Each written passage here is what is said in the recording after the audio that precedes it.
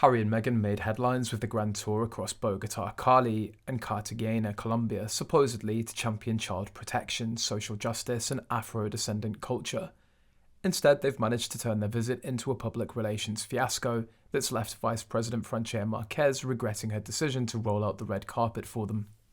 According to Colombian news outlet CW+, the Sussexes' so-called humanitarian jaunt cost an eye-watering 8,000 million Colombian pesos, roughly $2 million.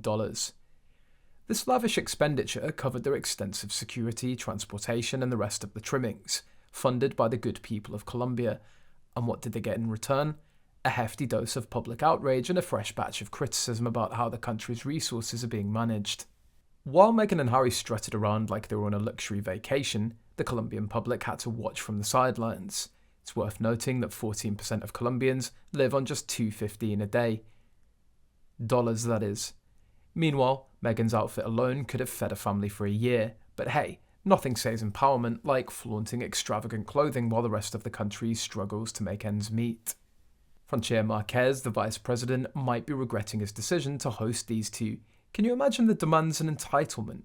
By now, Márquez is probably itching to see the back of them. The look on her face must have been priceless when she realised that she'd been had by these royal grifters.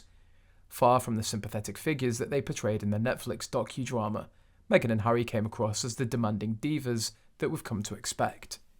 It's clear that the Vice President was blindsided by the reality of hosting the Sussexes. The glossy veneer of the Netflix narrative quickly wore off once they were on the ground. The VP likely had no clue what a circus Meghan and Harry would be in person.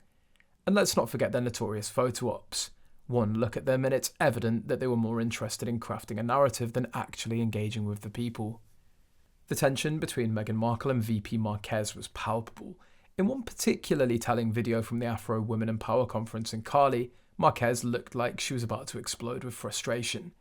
Meghan's lack of discretion and penchant for bad-mouthing everything didn't exactly win her any favours. It seems the Vice President underestimated how much Meghan would demand the spotlight, and Colombian women aren't exactly known for their tolerance of anyone trying to outshine them. As the days dragged on, the VP's growing discontent was hard to miss. It didn't take long for her to realise the magnitude of a mistake.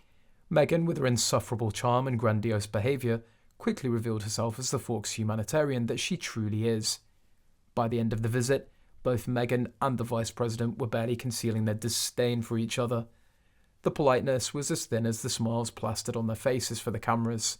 This isn't the first time that Meghan and Harry have overstayed their welcome on a foreign tour, and it likely won't be the last. The pattern's clear, people don't like them and they can't wait for them to leave.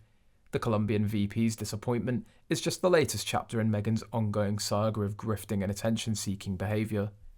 In every photo, Meghan and Harry's strained smiles are juxtaposed with the solemn faces of those around them. The discontent of the Colombian people, hidden behind forced grins, is a stark reminder that Meghan and Harry's antics are anything but endearing. The Sussexes have once again shown that their quest for attention often comes at the expense of genuine connection and respect. So here's to the next destination where they'll undoubtedly face the same cold reception. Because Meghan and Harry, the world's starting to see through your royal charade.